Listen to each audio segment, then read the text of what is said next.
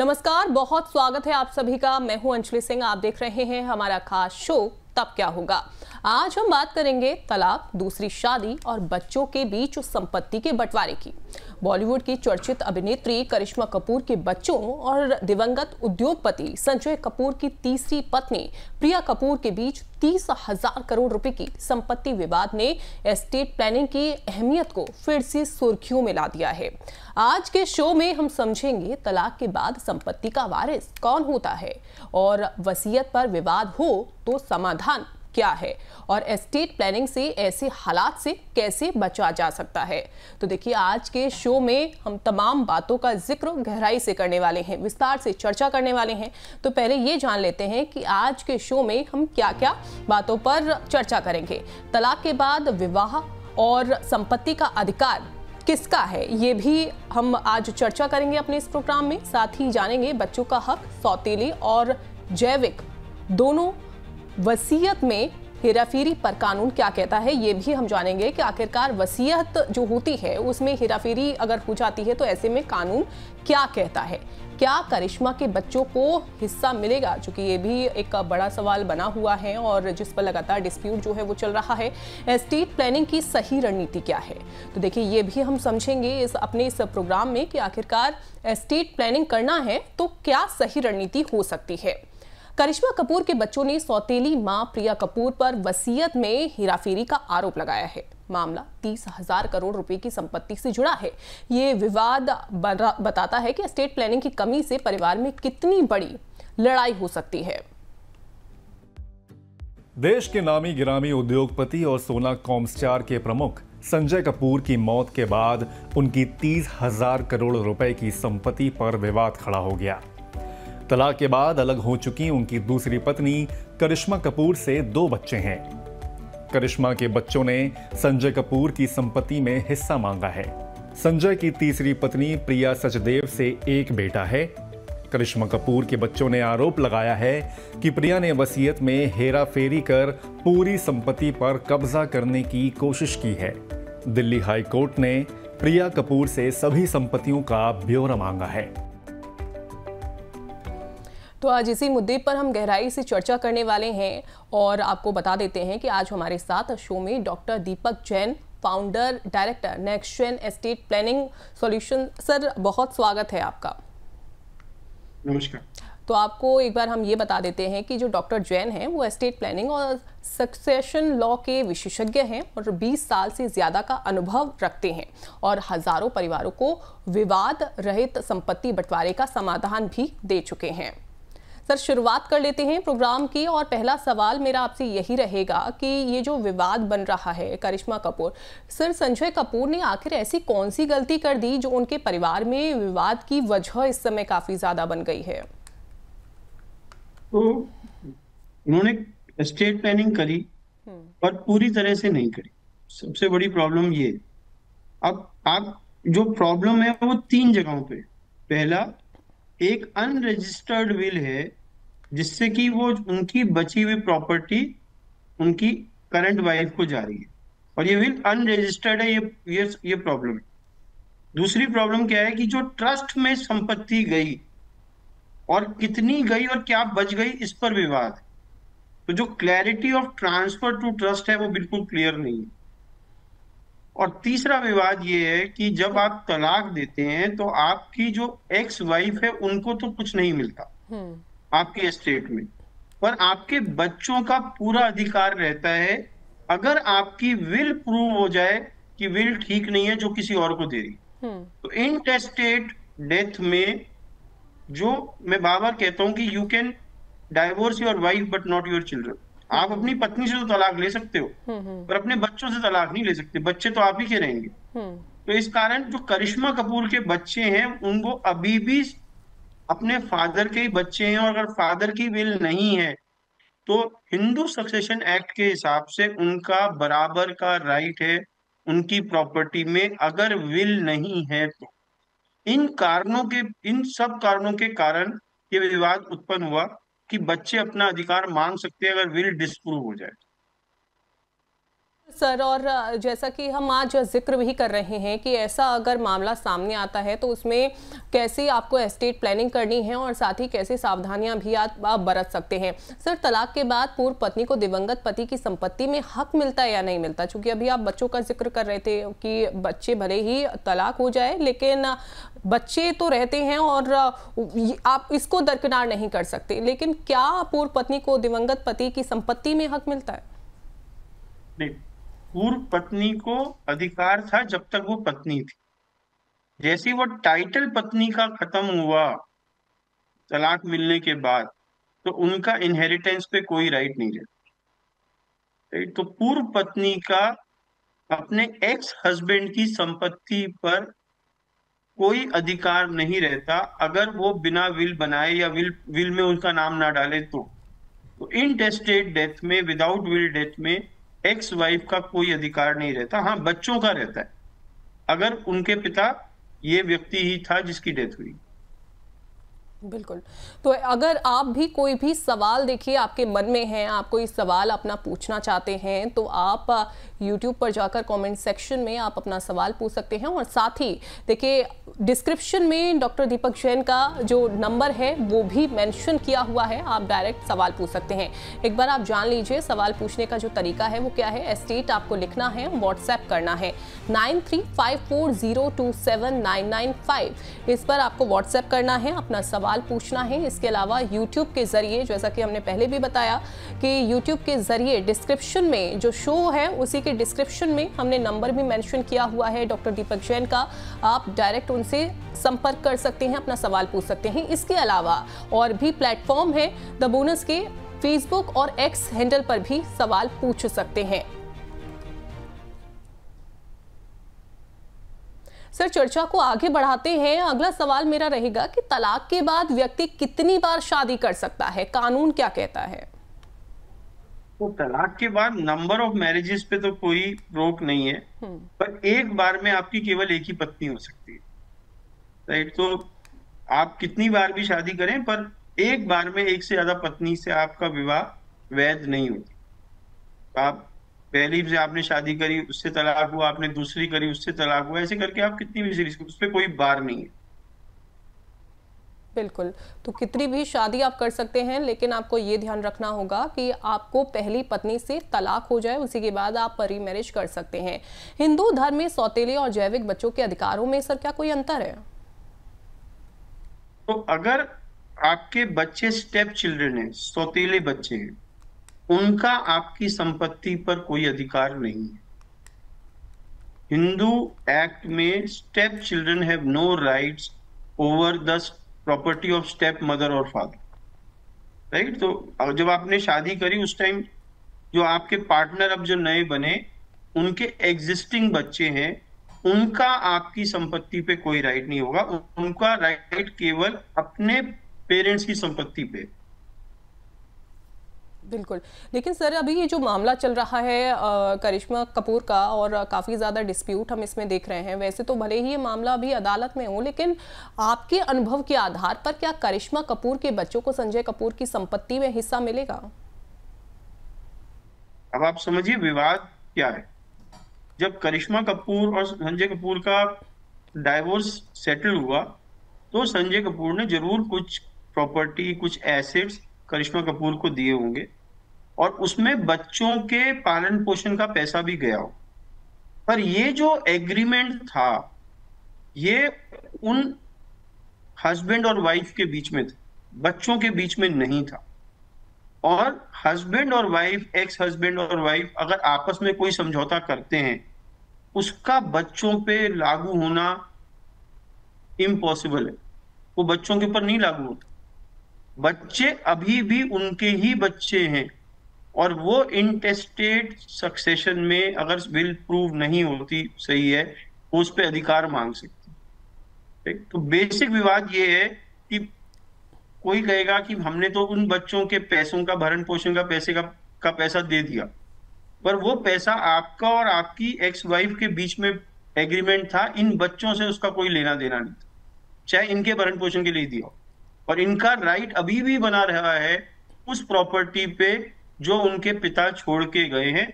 अगर उन्होंने ऑलरेडी एक वैलिड विल से वो किसी और को दे दी हो तो नहीं रहेगा, नहीं तो रहेगा हर हालत में।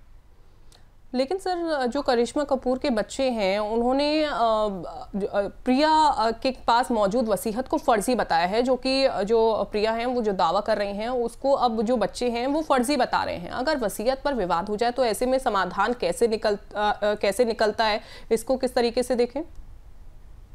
तो अगर वसीयत को चैलेंज किया गया है तो प्रूव करना पड़ेगा ये वसीयत ठीक से बनी है। अब इसमें बहुत इंपॉर्टेंट रोल विटनेस का हो जाता है, गवाह का, राइट। तो लॉ कहता है, जो इंडियन एविडेंस एक्ट है वो कहता है कि इन दो गवाहों में से कम एक गवाह को इन पर्सन कोर्ट में जाके कहना पड़ेगा, I saw him signing the will, मैंने उनको हस्ताक्षर करते हुए देखा, राइट। ये इसके बिना विल प्रूव नहीं हो सकती। फिर कोर्ट वो सर्कमस्टांसेस देखेगा जिसमें ये विल क्रिएट की गई। अगर वो अननेचुरल सर्कमस्टांसेस हैं तो शायद विल को ना माने दें। कोर्ट के पास पूरा प्रोसेस होता है विल को ऑथेंटिकेट करने का, उसमें हैंड राइटिंग एक्सपर्ट्स की मदद लेते हैं, वो गवाहों की मदद लेते हैं, अपना विवेक इस्तेमाल करते हैं कि भाई क्या ये व्यक्ति ऐसा कुछ कर सकता था या नहीं कर सकता था। जो जिसके फेवर में विल करिए उसका व्यवहार कैसा रहा, उसको कितना फोर्थकमिंग था बताने में कि मेरे पास विल है या नहीं है। तो इस केस में शायद विल को रिवील करने में डिले हुआ है, राइट। मतलब कई महीने तक विल पता ही नहीं विल है या नहीं। तो जब उनसे पूछा गया था उनकी करंट वाइफ से कि क्या विल है, तो शुरू में उन्होंने नहीं बताया। बाद में जब विवाद उत्पन्न हुआ तो ये विल एकदम से प्रोड्यूस हुई, ऐसा कहना है करिश्मा कपूर के बच्चों का। अगर ये बात प्रूव होती है तो this is against the current wife's कि भाई आप इतने दिन तक क्यों चुप बैठे, अगर आपके पास एक डॉक्यूमेंट या विल था, आपने उसी टाइम क्यों नहीं रिवील कर।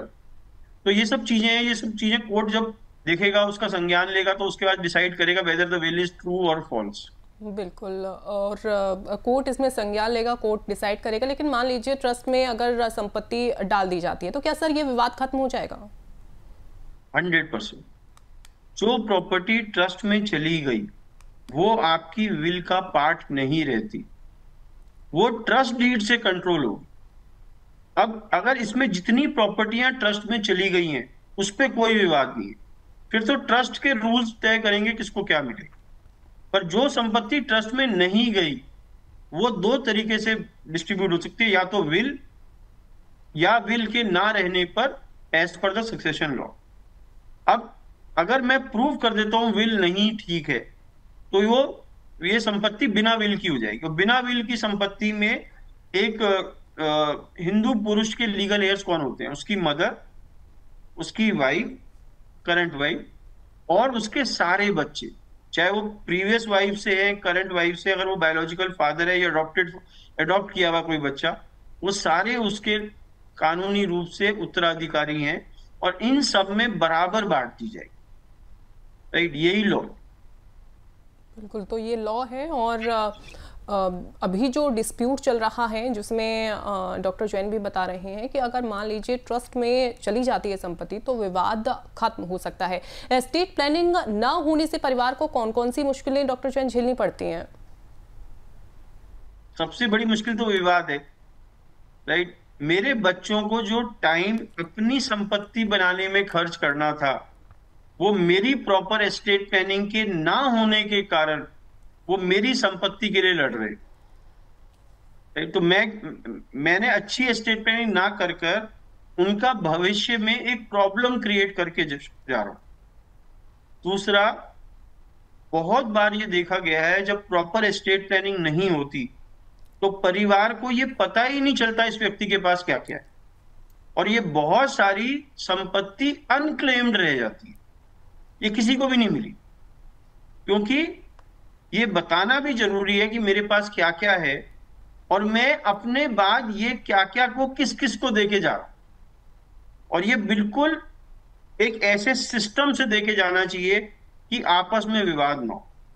मैं हर बार कहता हूं कि अगर आप पे इनहेरिटेंस है, आप पे संपत्ति है, तो ये आपका उत्तरदायी है कि आप अपने बच्चों में एक समझौता क्रिएट करें कि कल को मैं नहीं रहा तो ये संपत्ति इस तरह से बटेगी।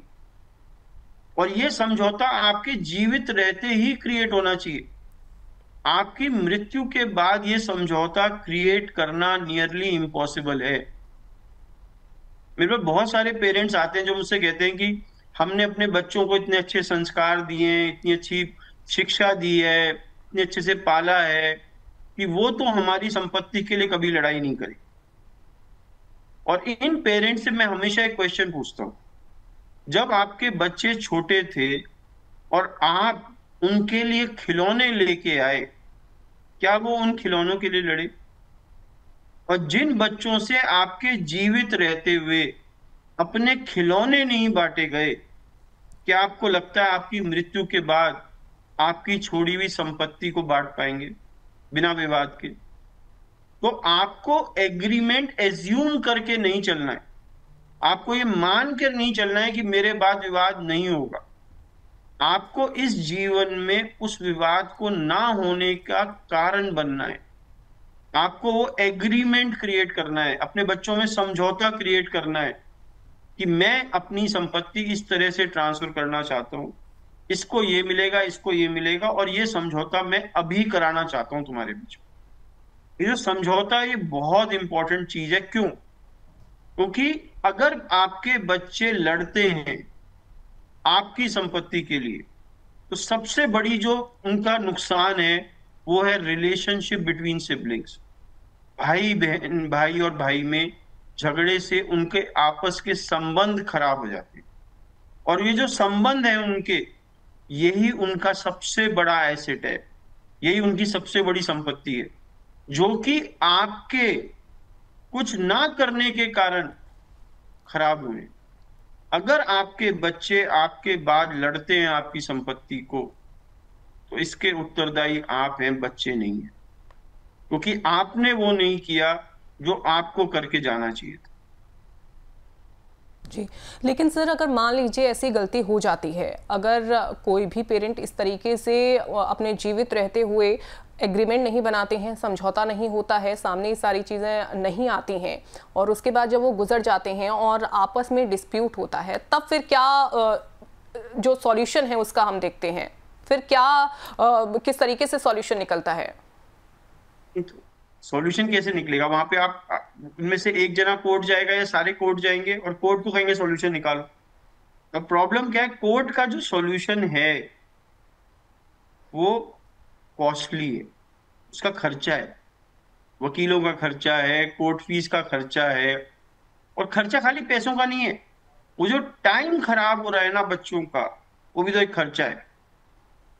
तो सॉल्यूशन कोर्ट में, सॉल्यूशन बहुत टाइम लेता है, क्योंकि आप लोअर कोर्ट से एक बच्चे के फेवर में फैसला आया, दूसरा बच्चा उससे हायर कोर्ट पे चला गया, वहां पे दूसरे बच्चे के फेवर में फैसला आया, वो किसी और कोर्ट में चला गया। ये तो नेवर एंडिंग प्रोसेस है। अगर आपके बच्चे आपकी संपत्ति के लिए लड़ते हैं, तो ये मान के चलिए आपकी संपत्ति कोर्ट कचहरी के चक्कर में फंस के रह जाएगी। आपके बच्चों को उसका शायद बहुत छोटा अंश ही मिलेगा इस्तेमाल करने को, और हो सकता है आपके बच्चों को मिले ही ना, आपकी उनकी नेक्स्ट जनरेशन तक पहुंच जाएगी। कितनी सारी विवादित संपत्तियां हैं जो केवल इस कारण से हैं क्योंकि जिसकी संपत्ति थी उसने वो एग्रीमेंट क्रिएट करने की कोशिश नहीं करी। बिल्कुल बिल्कुल, और तमाम ऐसे केसेस भी सामने आते हैं, जैसा कि सर आप भी बता रहे हैं, आपके पास तमाम ऐसे केसेस सामने आते होंगे जब ऐसे डिस्प्यूट हो जाते हैं और बाद में फिर उनको रिग्रेट होता है कि सही समय पर अगर एस्टेट प्लानिंग कर ली होती तो शायद आज ये नौबत नहीं आती, ऐसा डिस्प्यूट, ऐसा विवाद नहीं होता।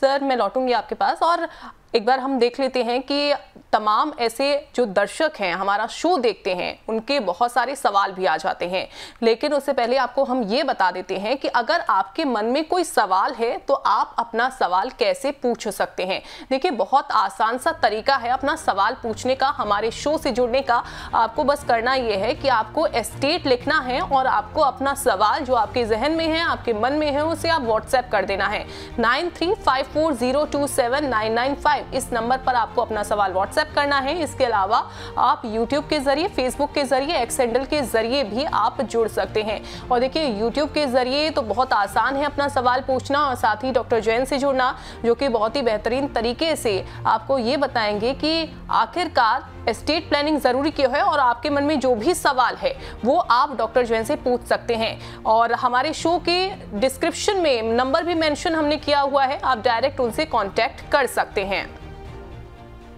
अब देखिए कुछ दर्शकों के सवाल हमारे पास आ गए हैं अलग अलग प्लेटफॉर्म से जो हमारे साथ जुड़े, उनमें से कुछ सवाल हम ले लेते हैं। गाजियाबाद से शशांक गुप्ता पूछ रहे हैं कि तलाक के बाद अगर व्यक्ति दूसरी शादी करता है तो पहली पत्नी के बच्चों का हिस्सा सुरक्षित रहता है या नहीं?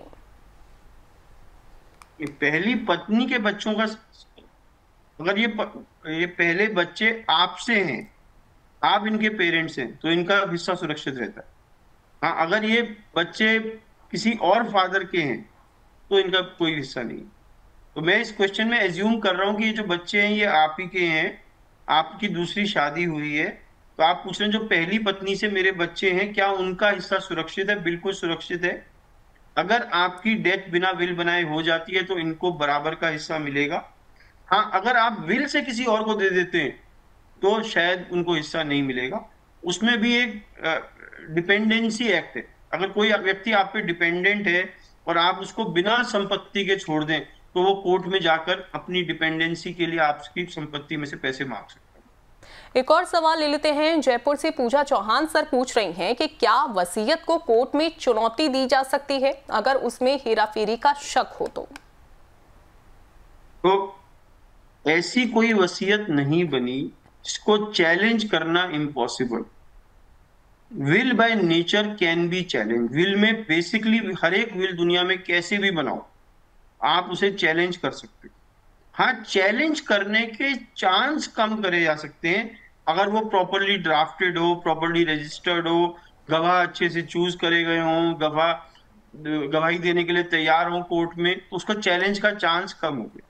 अब पूजा जी का क्वेश्चन ये है, अगर उनको लगता है कि कोई वसीयत गलत तरीके से बनी, उसमें हेराफेरी है, क्या मैं चैलेंज कर सकती हूँ? बिल्कुल आप चैलेंज कर सकते हो।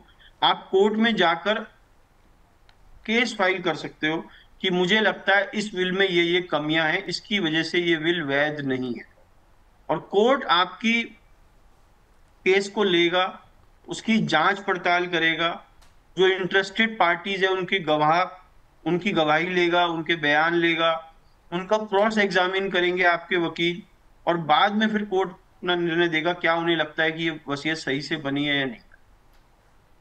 बिल्कुल, तो वसीयत को कोर्ट में चुनौती दी जा सकती है अगर किसी तरीके का शक उसमें होता है, तो इसमें कोई दो राय नहीं है। एक और सर है क्वेश्चन दिल्ली से मनोज सिंह हैं, वो पूछ रहे हैं कि अगर किसी को संपत्ति भारत और विदेश दोनों जगह है, किसी की संपत्ति अगर भारत और विदेश दोनों जगह है तो एस्टेट प्लानिंग कैसे करनी चाहिए? लॉ कहता है कि अगर संपत्ति इमूवेबल प्रॉपर्टी है तो उस पे उस कंट्री का लॉ एप्लीकेबल होता है जहां पे संपत्ति है। जैसे कि मैं एक इंडियन हूं, मेरा एक घर है यूएसए में, अब ये यूएसए का घर यूएस लॉ के मुताबिक बटेगा या यूएस लॉ के हिसाब से इसकी इनहेरिटेंस होगी। पर अगर संपत्ति इमूवेबल है, अचल इमूवेबल नहीं है, मूवेबल संपत्ति है, तो ये उस कंट्री का लॉ लगेगा जहां पर मैं डोमिसाइल्ड हूं at the time of my death. Right, मैं डोमिसाइल का मतलब मैं कहां पे रह रहा हूं एज परमानेंट सिटीजन। तो सपोज मेरे पे यूएस के अंदर कुछ म्यूचुअल फंड है और मैं भारत में रह रहा हूं परमानेंटली सेटल होकर, मेरा डोमिसाइल इंडिया है, तो ये जो यूएस के म्यूचुअल फंड है ये इंडियन लॉ के मुताबिक इसके इनहेरिटर्स तय होंगे। पर प्रॉब्लम एक और है, जब ये फंड यूएस में है तो इसका जो प्रोसेस ऑफ ट्रांसफर है वो यूएस में ही हो। तो इसलिए हम हमेशा लोगों को यही राय देते हैं कि अगर आप पे इंडिया में एसेट्स हैं और इंडिया के बाहर एसेट्स हैं तो आप हर एक कंट्री जहां पे एसेट है वहां पे सेपरेट विल बनाएं। इंडियन एसेट्स के लिए इंडियन विल, फॉरेन एसेट्स के लिए फॉरेन विल। ये पहली चीज हुई। दूसरी चीज, अगर आपके पास एस्टेट ऐसी है जो इंडिया में है और उसके इनहेरिटर्स इंडिया के बाहर है, मेरे पास बहुत सारे केसेस आते हैं जिसमें माँ बाप इंडिया में, उनपे बहुत सारे एसेट्स इंडिया में और बच्चे उनके बाहर सेटल्ड है, इंडिया से बाहर। तो ऐसी स्थिति में ट्रस्ट, प्राइवेट फैमिली ट्रस्ट एक बेहतर विकल्प है than only creating a will. और उसके बहुत सारे कारण हैं। मेन कारण क्या है कि ये जो बच्चे बाहर हैं, इनको इंडिया में विल को प्रोसेस कराने के लिए आना पड़ेगा और पूरा इंडियन लीगल सिस्टम को यूज करके उनको एसेट को अपने नाम करना पड़ेगा। पर अगर मैं ट्रस्ट बना देता हूं तो मैं अपने जीते जी इसको ट्रस्ट में ट्रांसफर कर दूंगा और बड़ी आसानी से सक्सेसर बेनिफिशियरी इन बच्चों को बना दूंगा, जो ये ऑटोमेटिकली बन जाएंगे। तो इन पे ओनरशिप ऑटोमेटिकली ट्रस्ट के जरिए चली जाएगी और इनको इंडिया आने की जरूरत नहीं है। दूसरा कारण क्या है कि बहुत सारी कंट्रीज में इनहेरिटेंस टैक्स है, डेथ टैक्स है। अगर विल से संपत्ति जाती है तो डेथ टैक्स लगता है, अगर प्राइवेट फैमिली ट्रस्ट से जाती है तो डेथ टैक्स नहीं लगता, क्योंकि बच्चे के नाम गया ही। तीसरा कारण क्या है, बहुत जगह ग्लोबल टैक्सेशन है। एक व्यक्ति को, अगर सपोज एक यूएस सिटीजन है, तो वर्ल्ड में कहीं पर भी इनकम हो उसको यूएस में टैक्स देना। पर अगर ये इनकम एक ट्रस्ट के अंदर हो रही है, उसके पर्सनल नाम पे नहीं हो रही, तो कुछ केसेस में ये इनकम उसकी इनकम में ऐड नहीं होती और इस पे डबल टैक्सेशन अवॉइडेंस हो जाता है। तो इन कारणों के कारण हम हमेशा राय देते हैं कि हमेशा प्राइवेट फैमिली ट्रस्ट बनाएं और ट्रस्ट के अंदर इनहेरिटेंस प्लानिंग करें अगर आप पे मल्टीपल कंट्रीज में एसेट। बिल्कुल, तो उम्मीद करते हैं आपको अपने सवालों का जवाब मिल गया होगा। सर, अगर किसी का अपनी पत्नी से डिवोर्स हो गया है और बाद में उन्होंने शादी कर ली है, ऐसे में दोनों के बीच में विवाद की वजह ना बने, उसे कैसे रोका जाए? नहीं, तो अगर आपका तलाक हुआ तो जब आपने एक दूसरे से अलग हुए तो एग्रीमेंट बिल्कुल क्लियर होना चाहिए, राइट? उसमें कोई दो राय नहीं होनी चाहिए, उसका इंटरप्रिटेशन नहीं होना चाहिए, पहली चीज। दूसरी जो मुझे इसमें प्रॉब्लम दिखती है कि अगर आपकी पहली पत्नी से बच्चे हैं तो इन बच्चों का अधिकार आपकी संपत्ति पे है। अब लोग बहुत बार कहते हैं जी हमने तो जब डाइवोर्स लिया तब उन बच्चों की जितनी भी एस्टेट हमें देनी थी, जितनी इनहेरिटेंस देनी थी, उसी टाइम दे दी। अगर आप ये सोचते हैं तो आपको प्रॉपर इनहेरिटेंस प्लानिंग करनी होगी अपनी बाकी बची हुई एस्टेट की, अदरवाइज इन बच्चों का अधिकार रहेगा। तीसरी प्रॉब्लम क्या है कि अगर आपकी डेथ हो जाती है और संपत्ति सपोज आप अपने प्रीवियस वाइफ वाले बच्चों को देना चाहते हैं और ये बच्चे माइनर हैं, तो आपकी जो पूर्व पत्नी है एज गार्डियन इन एसेट्स को कंट्रोल करना शुरू कर देगी। ये बहुत सारे लोगों को मंजूर नहीं होता। इन सबसे प्रॉब्लम से जो बचने का तरीका है वो है प्राइवेट फैमिली ट्रस्ट। अगर मैं एक प्राइवेट फैमिली ट्रस्ट बनाऊं जिसमें अपनी पूर्व पत्नी से हुए बच्चों को बेनिफिशियरी बनाऊं और ट्रस्ट में नियम और कानून बना दूं कि ये पैसा इस चीज के लिए यूज हो सकता है, इस व्यक्ति द्वारा यूज हो सकता है और ये इस तरीके से इन बच्चों तक पहुंचेगा, तो जो आपका रिस्क है वो बहुत कम हो जाएगा कि इसको कोई मिसयूज कर पाए।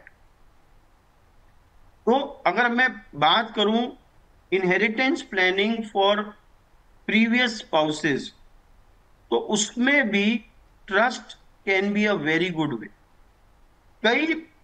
कई मेरे को ऐसे कपल्स मिले हैं जो इस बात से कंसर्न होते हैं कि आज हमारा डाइवोर्स हो रहा है, मैं एक substantial amount of our wealth अपनी एक्स वाइफ को दे रहा हूं, पर मुझे इस बात का यकीन है कि इनको ये पैसे मिलने के बाद शायद ये इतना पैसा नहीं संभाल पाए।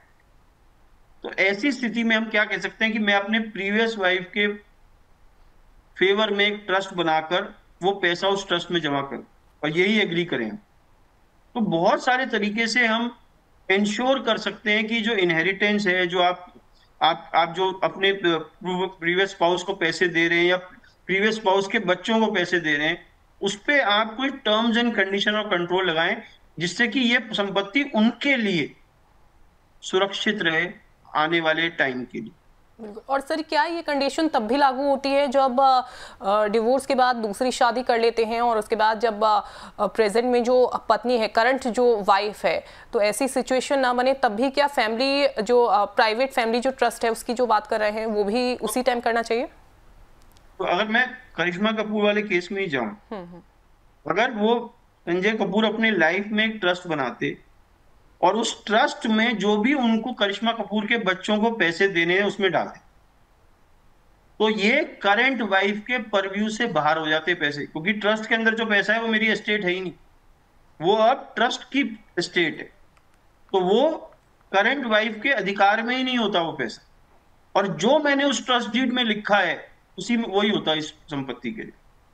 जैसे वो कहते हैं ना, हमने 1900 करोड़ रुपए की संपत्ति जो एलिज करते हैं कि 1900 करोड़ रुपए की संपत्ति इन बच्चों को दी, अब इन्हें और क्या चाहिए, ये उनकी करंट वाइफ बोल रही है। ये चाहे आपने कुछ भी दिया हो, वो आपने करिश्मा कपूर के साथ एग्रीमेंट था, इन बच्चों के साथ नहीं था, और अगर आपको देना भी था इन बच्चों को तो आप डायरेक्टली विदाउट कंडीशंस क्यों दिया आपने? आप कहते कि मैं ट्रस्ट के थ्रू दूंगा, एक ट्रस्ट में अपने बच्चों के लिए बना रहा हूं और दोनों बच्चों की भी ट्रस्ट अलग कर सकते हो कि ये बेटे की ट्रस्ट है, ये बेटी की ट्रस्ट है, इसमें ये रूल्स लगेंगे। और आपकी जब सेकंड या थर्ड मैरिज हुई तो उस टाइम आप एक ट्रस्ट क्रिएट करते, उसमें ऐसे ट्रांसफर कर देते।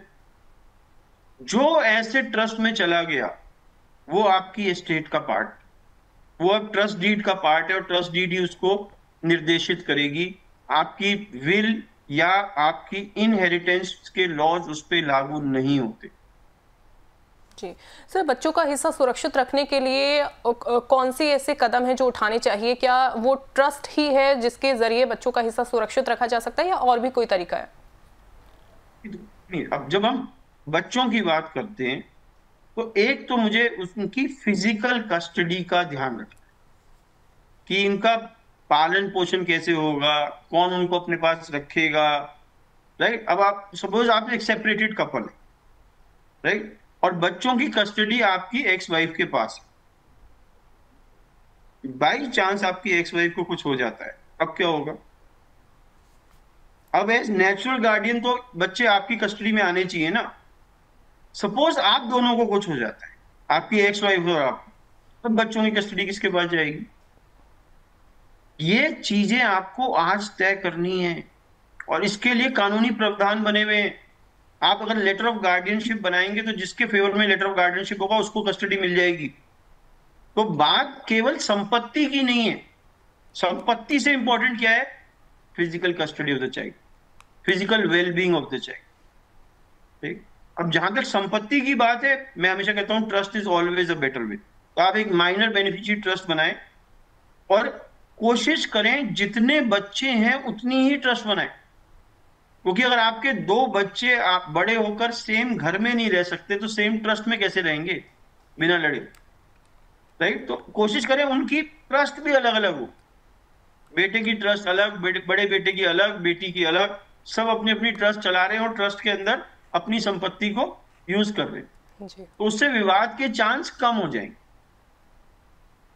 बिल्कुल। तो अलग अलग जो ट्रस्ट है कोशिश करिए कि आप वो बनाएं और जिससे डिस्प्यूट जो है वो ना हो। लेकिन सर क्या एक रजिस्टर्ड विल ही विवाद रोकने का सबसे मजबूत तरीका है या और भी कोई वे है? मैंने अभी बताया रजिस्टर्ड विल इज गुड, पर विल की अपनी कमियां हैं। विल की सबसे बड़ी कमी क्या है कि will is always challenging, right. अब इस विवाद में भी तो विल है, राइट। ये अनरजिस्टर्ड है तो उसने चैलेंज करना बहुत ही आसान है, पर अगर ये रजिस्टर्ड होती तो भी चैलेंज करा सकता था। बच्चे कह सकते थे कि current wife has influenced him to give money, वो अपने दिमागी संतुलन खो बैठे थे, या वो इतने ज्यादा वाइफ से इन्फ्लुएंस थे कि उन्होंने उसके फेवर में विल बना दी, तो उसको आप कैसे नकारेंगे, राइट। तो ये पहला प्रॉब्लम है, विल कैन बी चैलेंज। दूसरा प्रॉब्लम है, हम बहुत बार कहते हैं कि मेरे बाद मेरी पत्नी को, पत्नी के बाद बच्चों, अपनी विल में लिख देते हैं। प्रॉब्लम ये, जैसे ही ये आपकी विल इंप्लीमेंट हुई और पत्नी के पास गया, अब आपकी विल इस पे इंप्लीमेंट नहीं हो सकती। ओके, अब ये पत्नी की संपत्ति बन गई, वो डिसाइड करेंगे किसको विवाह जाएगा, राइट। ये दूसरी प्रॉब्लम। तीसरी प्रॉब्लम विल में क्या है, विल आपकी डेथ के बाद पब्लिक डॉक्यूमेंट बन जाती है ना। विल इतनी पब्लिक होती है कि वो कोर्ट की वॉल पे इसको चिपका देते हैं प्रोबेट के टाइम, कोई भी पढ़ लो। और विल के अंदर क्या है, विल के अंदर दो जानकारियां हैं जो शायद आप दुनिया से शेयर नहीं करना चाहते। पहला है डिटेल ऑफ योर एसेट्स, आपकी संपत्ति का विवरण पब्लिक हो गया, और दूसरा है आपकी रिलेशनशिप्स पब्लिक हो गई, राइट। जो ये विल की कमियां हैं, राइट, ये सारी कमियां ट्रस्ट दूर कर देता है। Private family trust is a confidential document. It you can say there कि पहले इसको जाएगा उसके बाद इसको जाएगा। जो चीज ट्रस्ट में चली गई वो चैलेंजेबल है ही नहीं। अगर मैं आपसे कहूं आपके विल का बेस्ट इंप्लीमेंटर कौन है, कौन आपकी विल को बेस्ट इंप्लीमेंट कर सकता है, आप खुद। आपसे बढ़िया तो इंप्लीमेंटर है ही नहीं। एक ट्रस्ट में आप अपनी विल को अपने जीते जी इंप्लीमेंट कर देते हो, और क्योंकि आप जीते जी इंप्लीमेंट कर देते हो इसलिए अब इसका रिस्क ही नहीं है, अब इस पे विवाद ही नहीं है, इसको चैलेंज ही नहीं किया जा सकता। क्योंकि लोग आपके जीते जी आपके निर्णयों को चैलेंज नहीं करेंगे, वो आपकी मृत्यु के बाद आपके निर्णय को चैलेंज करेंगे, जब आप डिफेंड करने के लिए नहीं हो। ट्रस्ट में आप एक लिविंग ट्रस्ट बनाओ और ट्रांसफर कर दो, कोई चैलेंज नहीं आएगा। और एक बार ट्रांसफर हो गया अब तो चैलेंज जीरो है, अब तो चैलेंज जीरो है।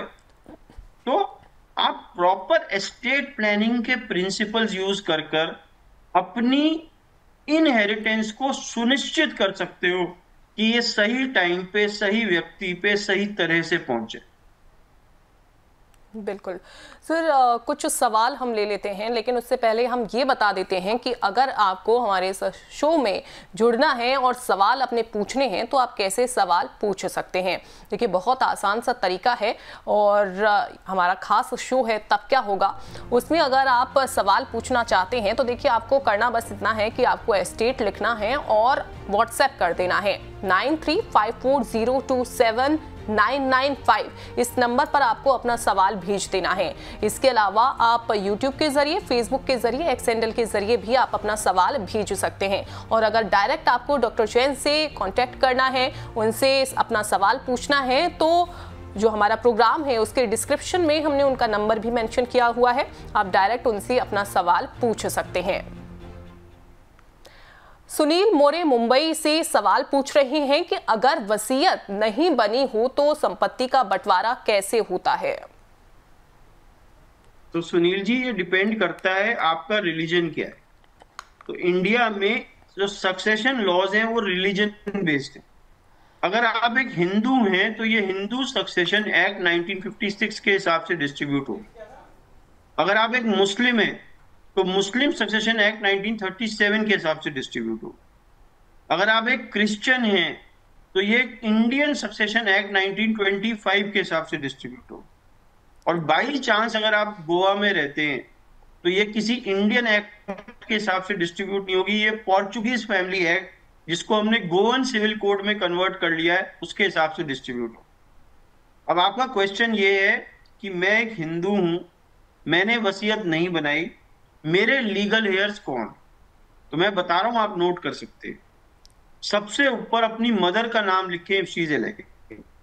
अगर आप लकी हैं कि आपकी मदर अभी भी अलाइव है, सबसे ऊपर उनका नाम लिखिए। उसके नीचे अपनी वाइफ का नाम लिखिए इफ शी इज अलाइव। उसके नीचे अपने सारे बच्चों का नाम लिखें जो आज की डेट में अलाइव है। इससे फर्क नहीं पड़ता ये बेटा है या बेटी है, मैरिड है या अनमैरिड है, मेजर है या माइनर है, एडॉप्टेड है या बायोलॉजिकल, बच्चा है, जिंदा है, उसका नाम लिख लीजिए एक के नीचे एक। इसके नीचे अगर आपके किसी बच्चे की डेथ हो गई है, पर जिस बच्चे की डेथ हुई उसके बच्चे या स्पाउस आज की डेट में जिंदा है, तो उस बच्चे का भी नाम लिख लीजिए जिसकी डेथ हुई। अब काउंट करें कितने लोगों के नाम लिखे हैं टोटल आपके।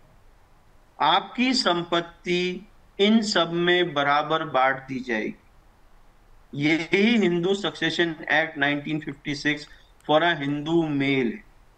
इन्हें हम कहते हैं क्लास 1 लीगल हेयर्स। अगर इनमें से कोई जिंदा नहीं है तो ये क्लास 2 लीगल हेयर्स पे जाता है, उसकी भी एक लिस्ट है। उसके बाद अगर उनमें से भी कोई जिंदा नहीं है तो ये एग्नेट्स पे जाता है। एग्नेट्स कौन होते हैं? जो आपके पिता की तरफ की रिश्तेदारी है। और उनमें से भी कोई जिंदा नहीं है तो ये आपके कॉग्नेट्स में जाता है, जो आपकी मदर की तरफ की रिश्तेदारी। तो ऐसा नहीं हो सकता आपकी मृत्यु हुई और किसी को नहीं मिली। पर अगर ऐसा हो जाए कि कोई है ही नहीं जीवित, तो ये सारी संपत्ति गवर्नमेंट को चली जाती है, उसको कहते हैं एस्टीट, राइट। पर अगर रिश्तेदार, अगर संपत्ति होती है तो जनरली रिश्तेदार पैदा हो जाते हैं। तो ऐसा होता कम ही है कि गवर्नमेंट तक पहुंचे। बिल्कुल, तो उम्मीद करते हैं सुनील जी आपको अपना जो सवाल जो आपने पूछा था उसका जवाब आपको मिल गया होगा कि वसीयत का जो बंटवारा है, संपत्ति का जो बंटवारा है वो किस तरीके से होता है अगर विल जो है वो नहीं बनी है। तो सर, भोपाल से रेखा तिवारी पूछ रही हैं कि क्या महिला अपने पति की संपत्ति में हिस्सेदारी मांग सकती है अगर शादी टूट चुकी हो तो? शादी टूट चुकी का मतलब तलाक। तो अगर ये तलाक हो चुका है तो उसकी कोई संपत्ति में कोई अधिकार नहीं है, पति की संपत्ति में, इनहेरिटेंस में नहीं है। हाँ, मेंटेनेंस के लिए एलिमनी क्लेम हो सकता है, वो अलग बात, राइट। वो भी अगर एक बार क्लेम आपने वन टाइम सेटलमेंट करके क्लेम ले लिया है तो वो अधिकार भी आपको मिलेगा। तो जो कानून कहता है पत्नी का एक हिस्सा है। अगर आप पत्नी हैं तो आपका हिस्सा है, अगर आप पत्नी नहीं रही तो आपका हिस्सा नहीं है। बिल्कुल, तो उम्मीद करते हैं आपने जो अब तक सवाल पूछे हैं उन सभी के जो जवाब हैं वो आपको मिल गए होंगे। डॉक्टर दीपक जैन ने बहुत ही बेहतरीन तरीके से और बहुत ही इलेबोरेट करके आपको ये बता दिया है कि किस तरीके से एस्टेट प्लानिंग करनी चाहिए और विवाद की जड़ ना बने उसके लिए आपको क्या करना चाहिए। डॉक्टर जैन, हमारे दर्शकों के लिए एक आखिरी सलाह जो आप देना चाहेंगे कि परिवार में शांति और विवाद ना बने, शांति बनी रहे, संपत्ति बंटवारे के लिए एस्टेट प्लानिंग की कौन कौन सी रणनीति उन्हें तुरंत अपनानी चाहिए? तो सबसे पहले आप अपनी फैमिली में एग्रीमेंट क्रिएट करने की कोशिश करें। तो उसके लिए क्या करना है? लिस्ट ऑफ एसेट्स बनाएं, देखें मेरे पास क्या क्या है। अगर मैं नहीं रहता तो मैं क्या चाहता हूं, इनमें से किस चीज को किसको मिले, वो एक लिस्ट बनाए, प्रॉपर बकेट्स बनाएं, संपत्ति को उसमें डालकर देखें कि क्या इनकी जरूरतें क्या हैं, क्या मैं उन जरूरतों को पूरा कर रहा हूं, इनको किस तरीके से मैं सुरक्षित कर सकता हूं। जब आपने ये पूरा अपना सिस्टम तय कर लिया कि अब ऐसे करना चाहता हूं, अब एक फैमिली मीटिंग बुलाएं और इस फैमिली मीटिंग में अपने बच्चों के स्पाउस को, पति या पत्नी को जरूर बुलाएं। आपकी फैमिली में एग्रीमेंट क्रिएट ही नहीं हो सकता अगर आपके बच्चे के स्पाउस उस एग्रीमेंट में इन्वॉल्व नहीं।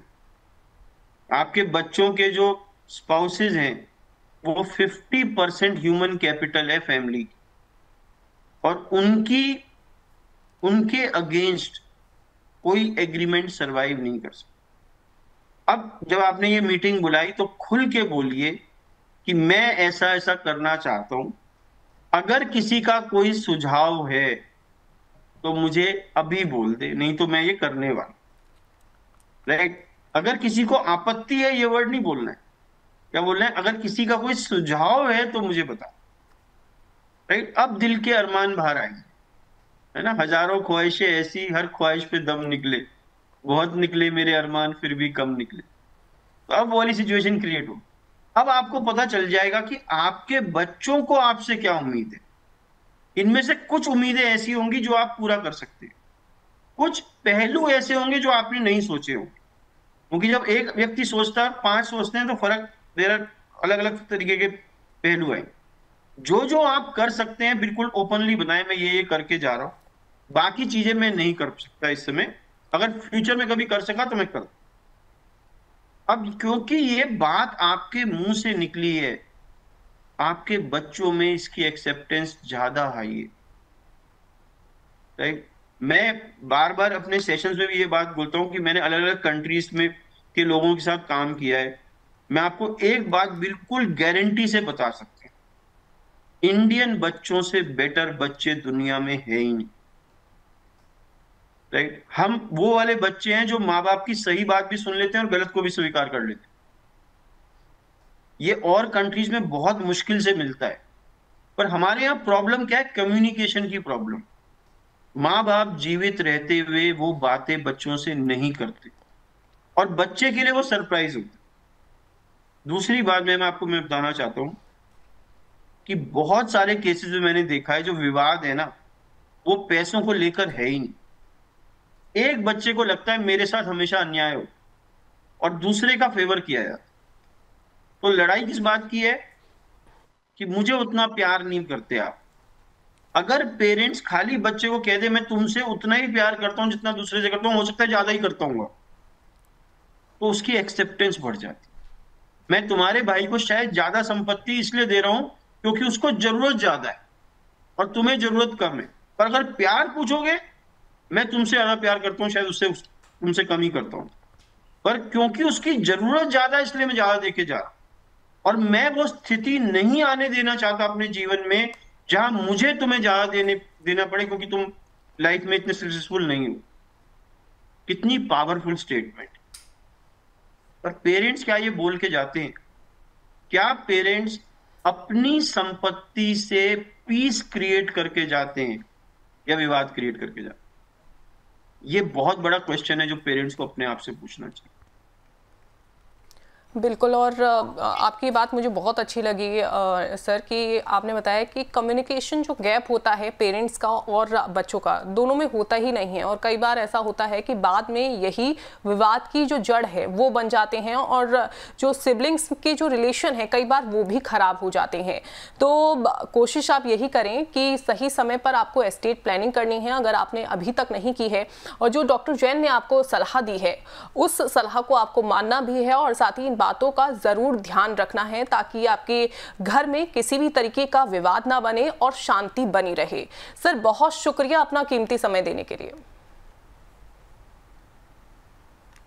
तो आज हमने जाना कि तलाक, दोबारा शादी और बच्चों के बीच संपत्ति का बंटवारा कितना जटिल हो सकता है।